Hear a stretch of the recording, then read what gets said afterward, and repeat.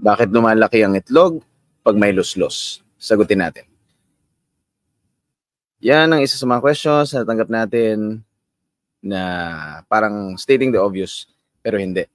Ang luslos in English ay hernia at nangyari yung luslos kapag merong isang body part na nasa isang compartment at lumipat sa isang compartment. I-discuss natin ng mabilis yung pinaka-common, which is the inguinal hernias. Okay? So, tulad ng sinabi ko, basta sinabing luslos or hernia, magdedepende yan sa location. Yung pinaka-common, itong inguinal hernia. So, luslos sa singit, inguinal area. Kapag sa pusod nangyari, umbilical hernia. Kapag dun sa femoral canal na nangyari, femoral hernia. Okay? Pero yung question, bakit kapag may luslos, yung itlog yung lumalaki, which is sa inguinal hernia? Ang sagot dyan, kasi dun sa indirect inguinal hernia na tinatawag, itong type na to, ito, nakikita niyo yung cursor, di ba? Type na to ng indirect ng hernia, nagkakaroon ng weakness sa anterior abdominal wall. Ito sa harap. Nakita niyo yung muscle. Merong weakness. So, nagkakaroon siya ng butas, ng kanal. Tapos, yung nilulusutan niya ay dun sa inguinal canal. Tapos, didiretso siya, related siya doon sa spermatic cord. So, kapag lumusot ang bituka or taba, diretso papunta sa singit, at kapag nag-progress at malaki yung defect dito sa area na to, dadami yung lalabas, susundan niya yung natural progression niya pababa ng itlog nung kasabay ng spermatic cord. Yung spermatic cord, nandun yung blood vessels ng testicle. Nandun din yung vas deferens, yung nagkakarga ng sperm. At nandun din ang nerves na nagsasubserve dun sa itlog. Okay? So, kung iisipin mo, ang unang iisipin ng lalaking may luslos, meron siyang sakit sa itlog. When in fact, ang sakit mo talaga kapag may inguinal hernia ka ay itong butas dito. Not necessarily dun sa testis or dun sa itlog mismo. Nagkataon lang na yung lusutan nung hernia ay papunta doon sa scrotum. Papunta siya sa scrotum. Kaya ang nagmamanifest, ang nakikita natin sa labas ay yung akala natin yung testicle, yung lumalaki. Okay? So, sana nasagot natin ngayon kung bakit lumalaki ang itlog, supposedly, hindi naman talaga, kapag nagkakaroon ng luslos. Ang pinaka-diretsong sagot, doon tumutuloy yung bituka at taba na lumulusot doon sa butas sa tiyan dito. Nakikita nyo, di ba? Tayo lang. Turo ko nga. Yan. Wala. Hindi lulusot. Ayan. Itong iniikutan ko. Yan. Yan talaga yung sakit ng may luslos. Meron silang butas dyan. Okay? Sige, sumagot lang tayo ng ibang tanong. Ito, maganda sagutin to. On a separate occasion, pero sagutin na rin natin. Tanong ni Philip Paclean, magkakaluslos ba kapag nag-gym tapos maluwag ang underwear? Hindi. Hindi. Kailangan meron kang inherent weakness doon sa anterior abdominal wall mo kapag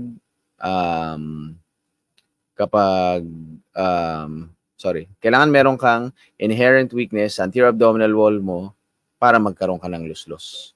Nagmamanifest lang yan. Sagutin natin ito sa separate video. Magandang topic to para mapanood din ng iba. Nagkakataon lang na kapag nag-gym, nag-exert kayo ng effort, tumataas ang intra-abdominal pressure, lalabas yung bituka or taba papunta dun sa singit. Kaya nako-correlate Kaya kaya kinorelate ang pag-gym sa pagkakaroon ng loss-loss kasi buhat ng buhat yung mga tao doon. When in fact, kahit na mag-exert ka ng effort, Valsalva maneuver, yung umiri ka, kahit umiri ka, halimbawa, ang tigas ng dumi mo, sobra yung pag-iri mo, lalabas at lalabas pa rin yung itong contents na to papunta sa singit. So, not necessarily gym. Walang kinalaman yung underwear sa pagkakaroon ng loss-loss. Okay?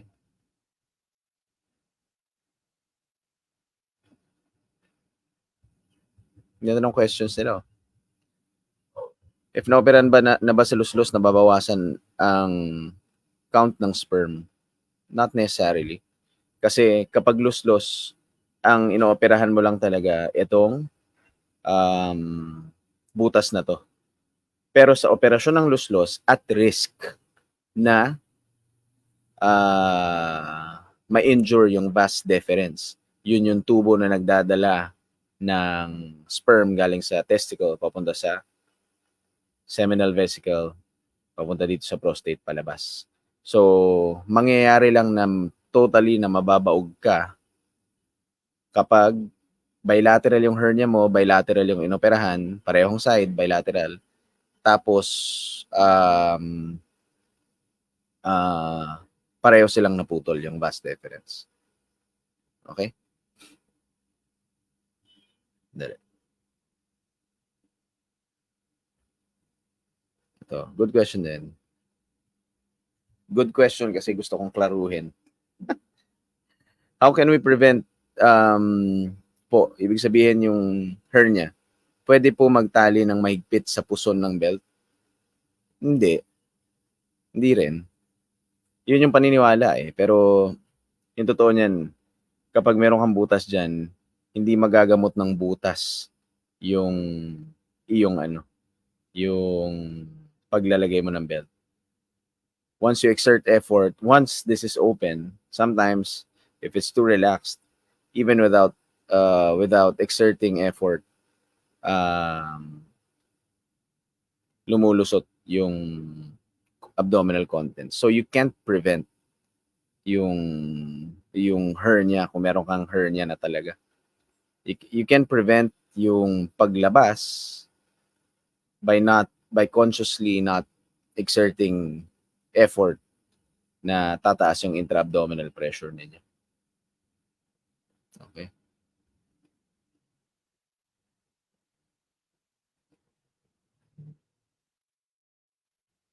Tinitingnan ko pala yung picture para napakasakit nga niyan. Yung mga chronic na hernia, yung mga pangmatagalang hernia na, hindi naman sila masakit. Hindi naman. Nagiging masakit yung hernia kapag acute, yung biglaan, tapos may naipit. Pero yung mga pangmatagalan ng may luslos, minsan dekada silang may luslos, wala silang nararamdaman na na pain. Pero yung biglaan, tas naipit, nabulok yung bituka, yun, susuka-suka yung pasyente, magsisepsis yung pasyente, emergency yun.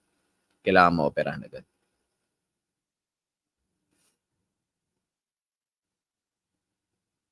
Sagutin natin mga relevant question. Good question again. Naayos po ba sa hilot ang luslos? Hindi. Hindi rin. Diretsong sagot na yan, ha?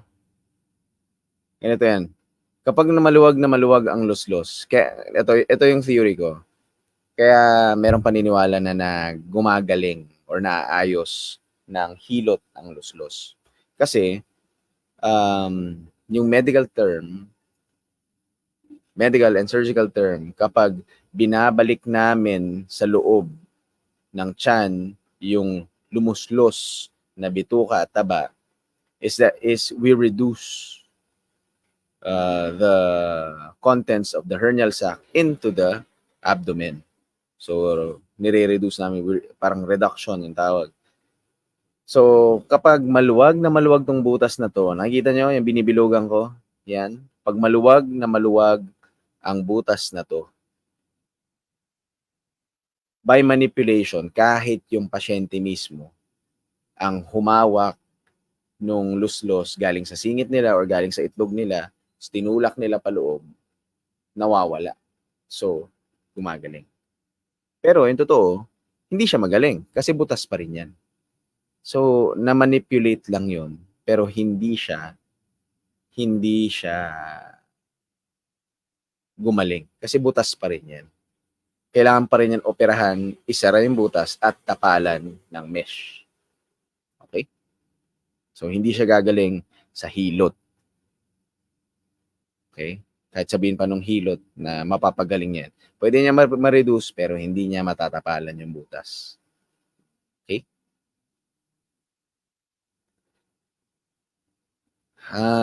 Bawal ba or babawasan na po ba magbuhat ng mabigat? Ano yung tanong mo? Kung may luslus ka o wala? Kung wala kang luslus kasi walang issue sa pagbubuhat ng mabigat. But if you have hernia, inguinal hernia, to prevent it from going out, these abdominal contents, dapat hindi ka nag-exert ng effort.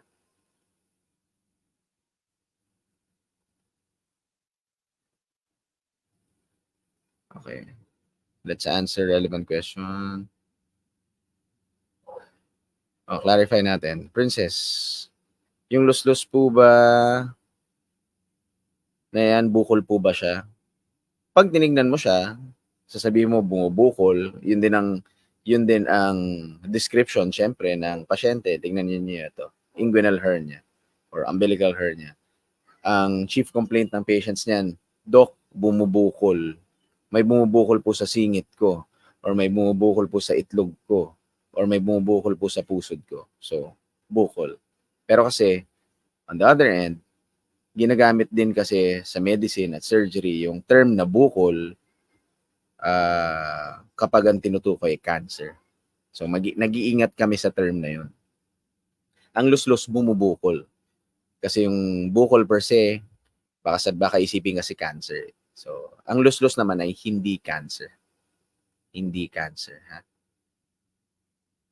Kung saan lumuslos yung organ, dun siya bumubukol. So, bukol.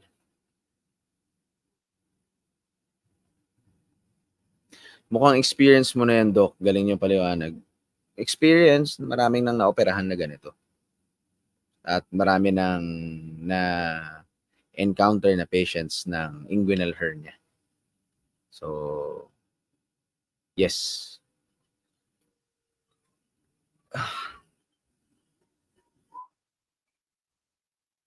Very good question. Ano pong pagkakaiba ng varicocele sa hernia? Okay. Huwag kayo magsawa. Uulit-ulitin ko yung definition kasi para maintindihan ninyo na maigi. Varicocele, kapag yung ugat dito, literal na ugat, veins, internal spermatic veins dito ay abnormally malaki. Dilated dito. Ito, kailangan makita nyo. Ito, sa cord na to, spermatic cord. Kapag abnormally dilated sila, ang tawag doon varicocele. Ang luslos, kapag may butas sa anterior abdominal wall at lumusot yung organs tulad ng bituka or ng taba sa loob ng tiyan, lumabas dun sa butas, yun ang luslos. Kaya sila napagkakalituhan siguro kasi pareho sila ng area of manifestation, which is dito sa may bandang singit or dun mismo sa itlog, sa may bayag mismo. Kaya medyo dun siguro nanggaling yung confusion kung ba't sila hahalo na pagkakaiba.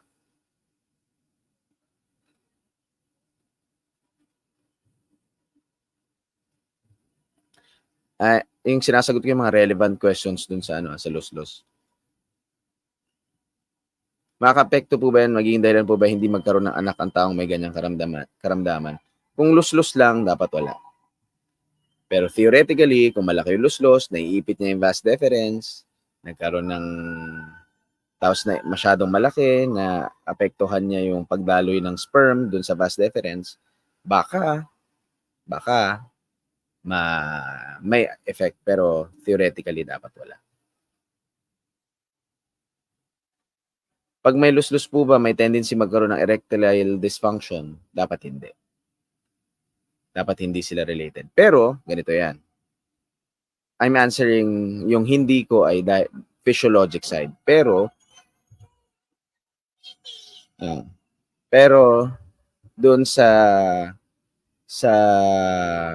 psychogenic side ng erectile dysfunction, pwedeng makaapekto yun sa erectile function mo. Kasi just imagine na meron kang malaking luslos. Kung ganito lang dapat ang itlog, sa'yo ganyang kalaki, di ba mababawasan yung parang kumpiyansa mo sa sarili mo, or baka may pain kapag nakikipagtali ka. So, naapektuhan yung erectile function mo. Kasi, or nahihiya ka halimbawa, sa bago mong partner, nahihiya kang maghubad sa harap niya kasi nga, malaki yung itlog mong gano'n. So, pwedeng makaapekto sa erectile function. Physiologically, baka hindi. Pero, yung psychogenic side of erectile function, baka maapektuhan.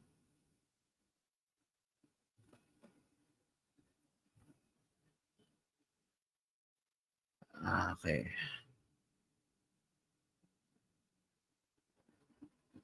Ito, magandang comment to. Nakamamatay yan pag nabulok. That's true. Itong luslos, unfortunately, yes, may mga nakita na rin kami patients na nag-toxic dahil sa luslos. Kasi nung dumating sila, itong lumuslos na parte ng katawan, ng bituka, nag-strangulate na dito, nasakal na dito, tapos nabulok na to. So, nagkaroon na sila ng severe sepsis. So, kinailangan na putulin yung part ng bituka na to. Pinutol yung part ng bituka na yan. Dahil toxic yung patient, na ileostomy muna or colostomy. Nilabas muna yung bituka sa may tiyan. Tapos, ni-repair pa rin to, pero tissue repair lang.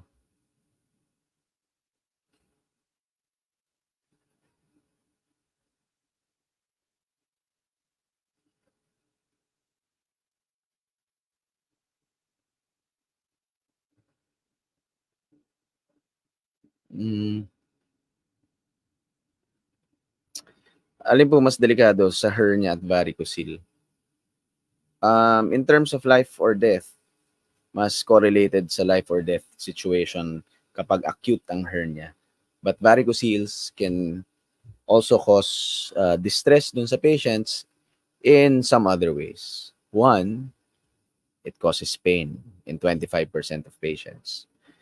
Two, it causes male subfertility sa mga pasyente. So, three, causes yung abnormal semen analysis.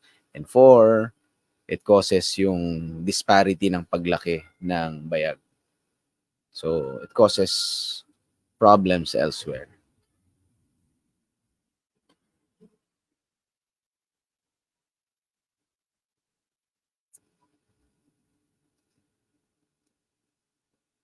I had an open mesh surgery. May risk po ba na mag-fail yung mesh? What do you mean fail? Ang trabaho naman ng mesh, kapag nilagay, is to cause fibrosis and to strengthen yung anterior abdominal wall dito. Dito yan nakapwesto. Okay?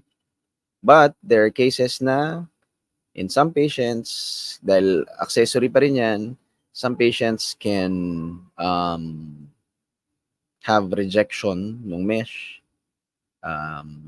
Yung iba nagkakaroon din ng infected na mesh.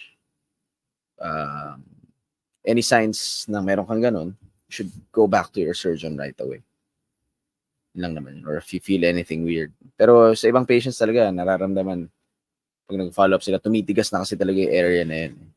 And rightly so, para tumigas yung, para mag-strengthen yung repair. Sana, nawala na yung comments ko. Wait lang.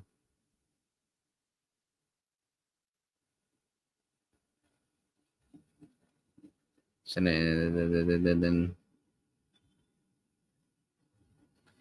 major operation po bang kailangan sa luslos? It's an operation. You'll be put under anesthesia. Ilalagay kayo sa spinal anesthesia. or general anesthesia, depende dun sa assessment sa inyo.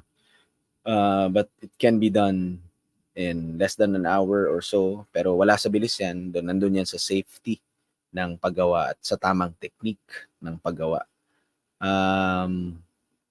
Para siyang nasa gitna eh. Hindi siya minor operation, hindi rin siya major operation. Para siyang medium. Nalala ko ng general surgery kami, nasa medium level siya naman. Surgery, type of surgery. Anong edad mostly nagkakaroon ng luslos? All ages. All ages. Merong mga sanggol na merong luslos na kapag hindi nagsara yung gubernaculum nila. Tapos, meron ding mga men with 20s, 30s, almost all ages. Pero mas in older men, notorious yung magpahina ng anterior abdominal wall kasi nagkakaroon ng collagen breakdown ng mga smokers. So, ingat.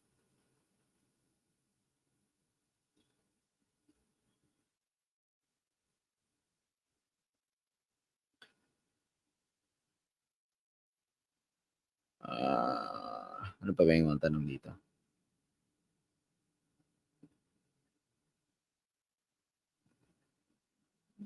Namamana po ba yung luslos?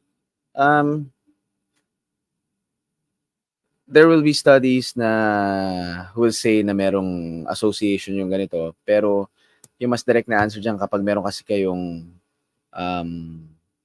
genetic weakness, genetic cause ng weakness, ng mga connective tissue disorders, may mga Marfan syndrome, sila yung mga parang literal na namamana talaga yung luslos. Pag umuubo po, lumalaki. Normal po ba yun? Siyempre, hindi, nag-iingat ako sabihin yung term na normal kasi hindi man normal. Expected. Can be expected in some men.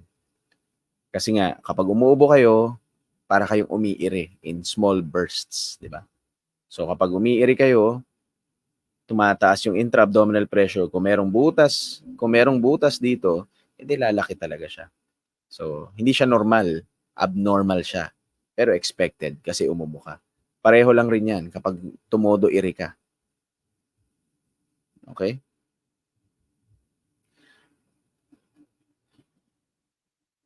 Malignant or benign po bang luslos? Benign. It's a benign disease.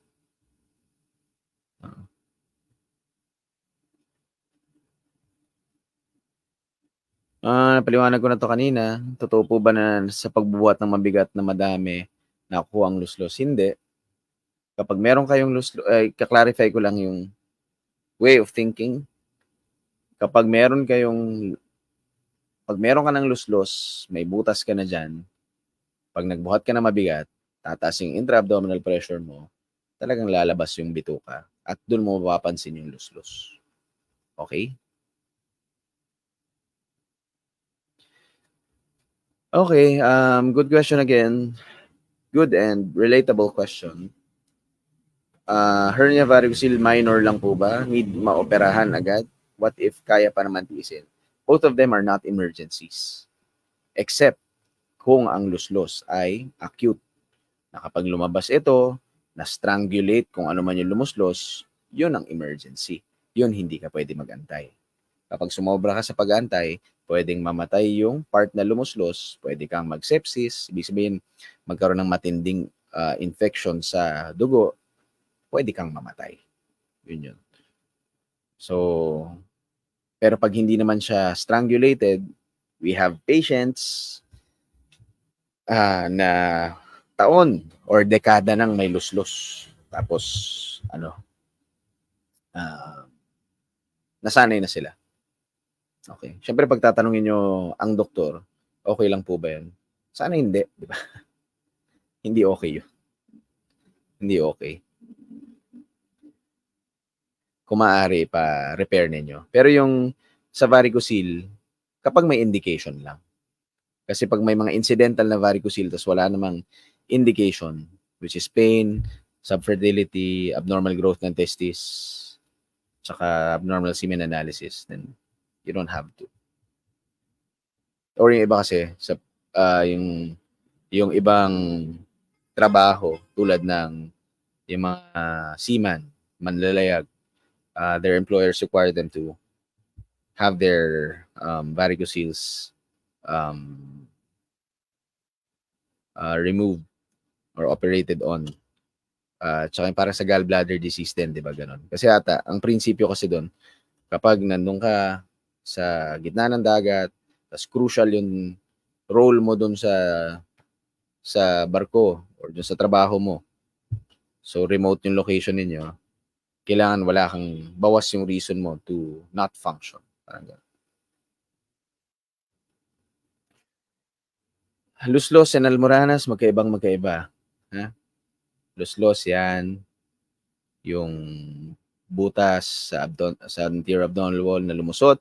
Almoranas are hemorrhoids na malalaking veins sa anus, butas ng puwet. More of signs. Symptoms ng hernia kasi pain or heaviness. Pero yung sign yung nakikita nyo, pagbubukol. Dok, sa babae po ba meron? Tsaka paano malalaman? Yes, hindi siya imposible sa babae. Posible pa rin, pero less common sa babae ang inguinal hernia. Pero any type of hernia pwede rin magkaroon ng babae. Sa buong surgical career ko, isa pa lang ang babaeng na-operahan ko ng hernia. Tapos 2016 pa. Ayan, nasagot ko na rin. Yes, pwede.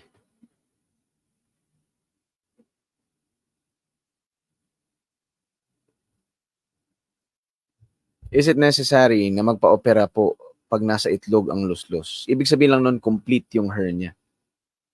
Umabot na hanggang scrotum. Necessary? Let's be careful with our terms.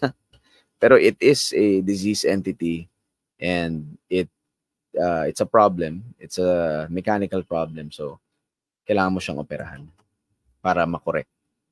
Unless you're willing to live your whole life na lumalaki-laki yung itlog mo. Yung ibang malalaking luslos ha, hindi to biro. As in, hindi na nagkakasya yung pantalon nila. Kasi masyado nang malaki. Pag nakita niyo yung CT scan ng iba, halos yung more than half ng small intestines nila doon na sa loob ng bayag. Yan.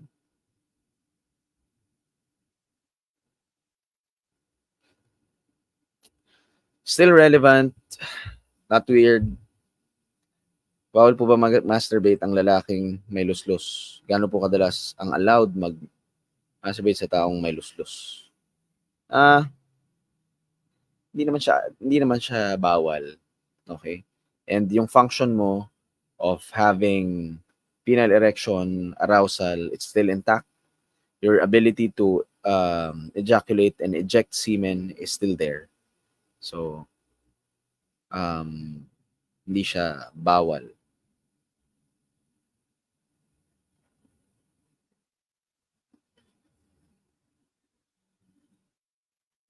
Case na po ba kayo naging infertile ang babae dahil sa luslos? Isa pa lang ino-opera ko ng luslos eh. Mukhang naman happy.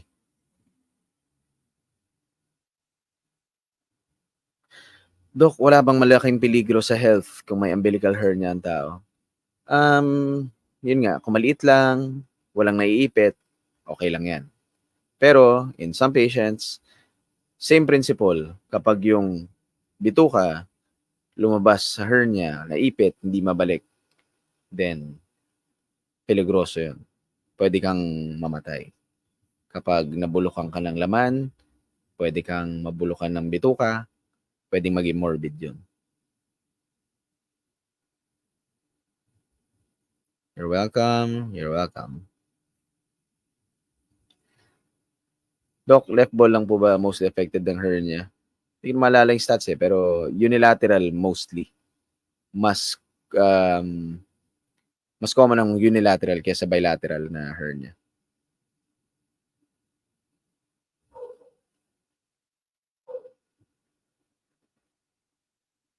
Nakasign sa Pilipinas lalo sa Mindanao. Taga Sultan Kudarat ako.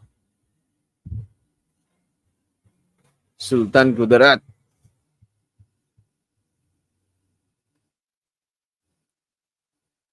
Normal. Again, normal po ba mas malaki yung isang balls o luslus na yun? Kailangan mong i-define. Kailangan mo ipa-examine yung ganyan. Kasi, para malaman kung anong malaki yung testis o meron lang, o merong luslus. Okay? Neurosurgeon lang po ba pwede mag-opera sa luslus? Hindi. Overlap namin siya ng general surgery at ng neurology. So, kaming mga neurosurgeon at ng general surgeons ang marunong at trained na mag-opera ng luslus.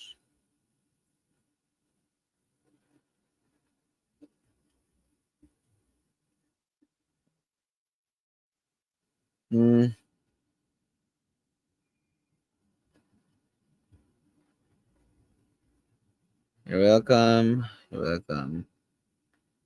Nakawa po ba ang luslus? Hindi. Hindi.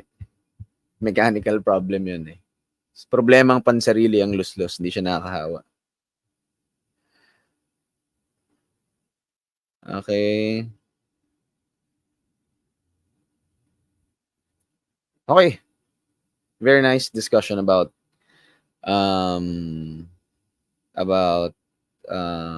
hernia, luslus, bakit lumalaki ang itlog pag may luslus. I hope I answered most of your questions. Thank you very much for asking your questions, and I appreciate your participation in this topic. Okay, if you have any other questions, just comment them. Nababasa ko naman lahat yan. Or message me here on Facebook or on Instagram. Alright? Thank you very much for watching. Ako po si Doc Drew, urologist. Good night.